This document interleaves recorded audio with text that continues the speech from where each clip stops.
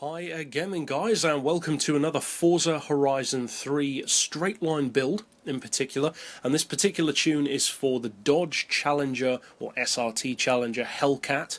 I personally love this car. It's a monster even to begin with, so of course after being tuned it's going to be pretty rapid, and it is pretty rapid. It's one of the quickest and also I would say one of the best all-round muscle cars in the game. It's certainly one of the best newer muscle cars. Now as far as the visuals, you have of course a couple of options, and incidentally, if you like the way that this car already looks, of course the colour notwithstanding, you can find the tune, as with all of my tunes, on my storefront. So if you want to just slap this build straight on your car, you can do that by using the keywords down below this video.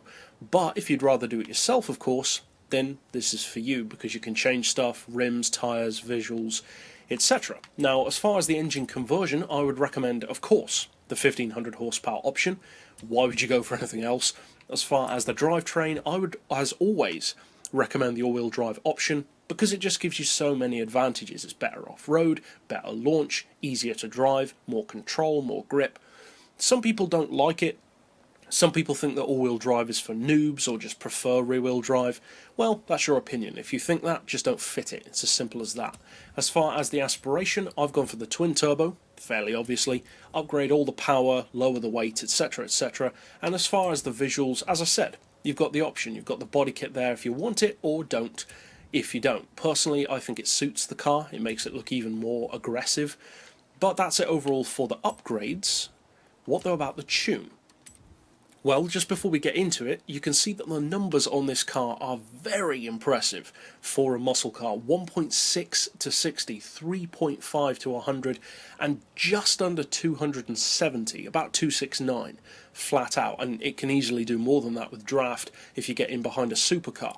Now, as far as the gearbox, I would recommend a final drive of 3.5, then individual gears of 2.9, 2, 1.5, 1.17, 0.95, and 0.78, so pretty similar to what we'd usually do, but with a slightly different final drive.